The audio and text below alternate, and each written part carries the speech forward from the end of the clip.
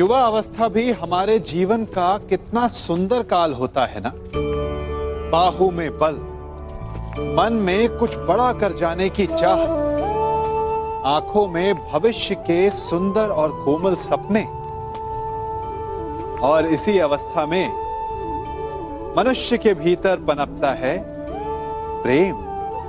किसी को देखकर उस पर मन मोहित हो जाता है और फिर मनुष्य अपना सब कुछ उस पर न्यौछावर कर देना चाहता है। फिर प्रेम की परिणति होती है विवाह में। क्यों? सबको अपने खट्टे मीठे संस्मरण स्मरण हुआ है ना।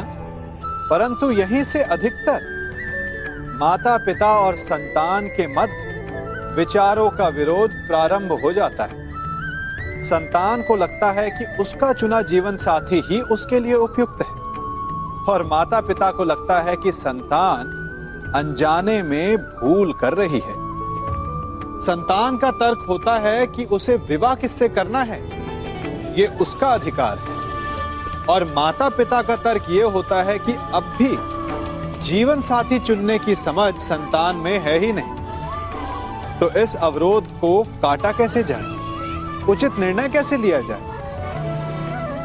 इसका एक ही मार्ग है, अपने उत्तरदायित्व का भान और अपनों से बड़ों के मापदंडों का भान। विवाह करने से पूर्व यह जान लेना आवश्यक है कि विवाह केवल अपने प्रेम को पाने का मार्ग नहीं है, अपितु विवाह से जीवन का एक नया द्वार भी खुलता है।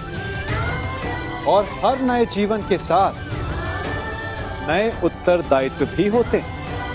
और यदि इन उत्तरदायित्वों को समझकर निर्णय लिया जाए तो विश्वास कीजिए, आपका दाम्पत्य जीवन आनंद से भरा रहेगा और आपको कभी यह पछतावा नहीं होगा कि आपने कोई अनुचित निर्णय लिया।